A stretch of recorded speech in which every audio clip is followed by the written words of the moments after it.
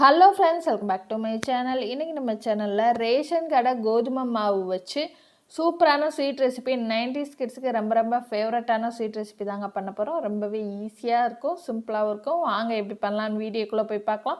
இந்த ஸ்வீட் செய்யறதுக்கு வெறும் 3 பொருள் தான், அதிகமான பொருட்கள் எதுவுமே தேவைப்படாது. ஒரு கடாயில் ரேஷன் கோதுமையை பார்த்திங்கன்னா 1 டம்ளர் அளவு நான் வாசனை வர்ற வரைக்கும் ஒரு 5 நிமிஷம் நல்லா சிம்லே வச்சு வறுத்து விட்டுக்கிறேங்க. வறுத்துட்டு 2 ஸ்பூன் அளவு நெய் சேர்த்துட்டு வறுத்துக்கலாங்க. நெய் சேர்த்ததுக்கப்புறமும் ஒரு 2லேருந்து ஒரு 3 நிமிஷம் நல்லா வறுத்து விட்டுக்கோங்க. வறுத்ததுக்கப்புறம் இந்த நெய் பார்த்திங்கன்னா எல்லா மாவுலையும் படுற மாதிரி நல்லா கலந்து விட்டுட்டு ஒரு குழிக்கரண்டி அளவு எண்ணெய் சேர்த்துக்கோங்க. எண்ணெய்க்கு பதிலாக நீங்கள் ஃபுல்லாகவே பார்த்திங்கன்னா இந்த ஸ்வீட்டு நீங்கள் நெய்யிலே பண்ணலாம். உங்களுக்கு நெய் ஸ்மெல் பிடிக்குன்னா ஃபுல்லாகவே நெய்யே சேர்த்துக்கோங்க. 1 கப் அளவு கோதுமை மாவுக்கு 1/4 கப்லேருந்து ஒரு 1/2 கப் வரை நெய் தேவைப்படும். இந்த நெய்யிலே பார்த்திங்கன்னா நம்ம மாவை நல்லா சிம்லே வச்சு ஒரு 15லேருந்து ஒரு 20 நிமிஷம் வரைக்கும் நல்லா வறுத்துக்கோங்க. 20 நிமிஷம் வறுக்கும்போது சிம்லே வச்சு வறுக்கும்போது நம்ம சேர்த்துருந்த நெய் எண்ணெய் எல்லாமே பிரிஞ்சு வரும். அந்த ஸ்டேஜில் அடுப்பை ஆஃப் பண்ணிவிட்டு நம்ம கோதுமாவை ஆற வச்சு எடுத்துக்கலாங்க. நம்மளோட சுகம் ஃபுட் ப்ராடக்ட்லேருந்து 33 சிறுதானியங்கள் சேர்த்து சத்துமா ரெடி பண்ணி கொடுத்துக்கிட்டுருக்கோம். இல்லை டாட்டாமா சப்பாத்திமா உங்களுக்கு தேவைப்பட்டதுன்னா ஸ்க்ரீனில் தெரியுத வாட்ஸ்அப் நம்பர் ஹாய் மெசேஜ் அனுப்புங்க. நல்லா ஆறட்டும். இப்போ அதுக்குள்ளே நம்ம பார்த்திங்கன்னா ஸ்வீட்டுக்கு நம்ம சர்க்கரை பொடி பண்ணி எடுத்துகிட்டு வந்துக்கலாங்க. ஈரம் இல்லாத மிக்ஸர் ஜாரில் 3 ஏலக்காய் சேர்த்துக்கோங்க. 1 கப் அளவு கோதுமை 1 டம்ளர் அளவு கோதுமை மாவு எடுத்துருந்தோம். 1/2 டம்ளர் அளவு சர்க்கரை எடுத்தாலே போதும். இதான் கரெக்டான இனிப்பு டேஸ்ட்டு. இதுதான் சரியாக இருக்கும். 1/2 டம்ளர் அளவு சர்க்கரை எல்லாமே சேர்த்துட்டு நல்லா நைஸாக பவுட்ரு பண்ணி எடுத்துகிட்டு வந்துக்கலாம்.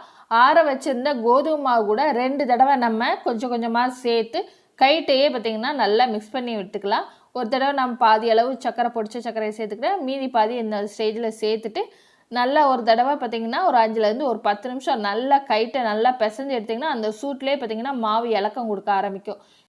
இப்போ ஒரு சின்ன டிஃபன் பாக்ஸில் பார்த்திங்கன்னா நெய் இல்லைன்னா எண்ணெய் தடவிக்கோங்க. எண்ணெய் தடவிட்டு நம்ம சர்க்கரை கோதுமை மாவு எல்லாம் கலந்து வச்சுருந்தோம் இல்லையா, அந்த டிஃபன் பாக்ஸில் சேர்த்துட்டு ஒரு ஸ்பூனுக்கு பின்னாடி பார்த்திங்கன்னா நெய் தடவிக்கோங்க. நெய் தடவிட்டு நல்லா அழுத்தம் கொடுத்து தேய்ச்சி எடுத்துக்கோங்க. இந்த மாதிரி பார்த்திங்கன்னா எந்த அளவுக்கு அழுத்தம் கொடுக்கீங்களோ அந்த அளவுக்கு பார்த்திங்கன்னா பால்கோவா நல்லா செட் ஆகி கட் பண்ணும்போது பார்த்திங்கன்னா உதிராமல் இருக்கும். ஸோ நல்லா பார்த்திங்கன்னா கரண்டி வச்சு அழுத்தம் கொடுத்துட்டு நீங்கள் அப்படியே ஒரு 10லேருந்து ஒரு 15 நிமிஷம் நீங்கள் வெளியிலே வச்சிடலாம். அவங்களுக்கு சீக்கிரமாக சாப்பிட்ணுன்னு நினச்சிங்கன்னா ஒரு 5 நிமிஷத்தை பார்த்திங்கன்னா ஃப்ரிட்ஜில் எடுத்து வச்சுட்டிங்கன்னா போதும். ஃப்ரீசரில் இல்லை, ஃப்ரிட்ஜில் வச்சுட்டு நல்லா கட் பண்ணி எடுத்துக்கோங்க. உங்களுக்கு விருப்பமான ஷேப்பில் கட் பண்ணி எடுத்துக்கோங்க. நல்லா நைஸாக கத்தி பார்த்திங்கன்னா நல்லா நைஸாக இறங்குது பாருங்கள். நான் ஸ்கொயர் ஷேப்பில் தான் இன்றைக்கி கட் பண்ணி எடுக்க போகிறேன். கட் பண்ணிவிட்டு இந்த சின்ன சின்ன பீஸாக ஓரங்களில் இருக்கிற பால்கோவாவை எடுத்து விட்டு நைஃப் வச்சு லேசாக நவத்தினாலே போதுங்க. ஈஸியாக பால்கோவா வந்துடும், டிஃபன் பாக்ஸில் ஒட்டாமல். இப்போ அப்படியே பார்த்திங்கன்னா ஒரு தட்டில் கவுத்திடலாங்க. சூப்பராக கவுத்தியாச்சு. அப்படியே ஒவ்வொரு பீஸாக எடுத்து நம்ம சர்வ் பண்ணிட்டோன்னா போதுங்க.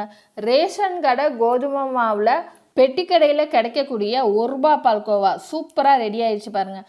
வெறும் ரேஷன் கடை கோதுமை, வீட்டில் இருக்கிற சர்க்கரை, ஏலக்காய், நெய் இல்லைன்னா எண்ணெய், அவ்வளோதாங்க. வெறும் சிம்பிளான பொருளாக ஒரு அட்டகாசமான ஸ்வீட் ரெசிபி, ரொம்பவே சூப்பரான ஸ்வீட் ரெசிபி ரெடி ஆகிடுச்சு. நீங்களும் ரேஷன் கடை கோதுமை மாவில் இந்த ஸ்வீட் ரெசிபியை உங்கள் வீட்டில் ட்ரை பண்ணி பாருங்கள். ட்ரை பண்ணி பார்த்துட்டு எப்படி இருந்ததுன்னு உங்களோட ஃபீட்பேக்கை என்னோட கமெண்ட் பாக்ஸில் கமெண்ட் பண்ணுங்கள். உங்களுக்கு இந்த ரெசிபி பிடிச்சிருந்தால் லைக் பண்ணுங்கள், ஷேர் பண்ணுங்கள். மறக்காமல் என்னுடைய சேனலை சப்ஸ்கிரைப் பண்ணிக்கோங்க.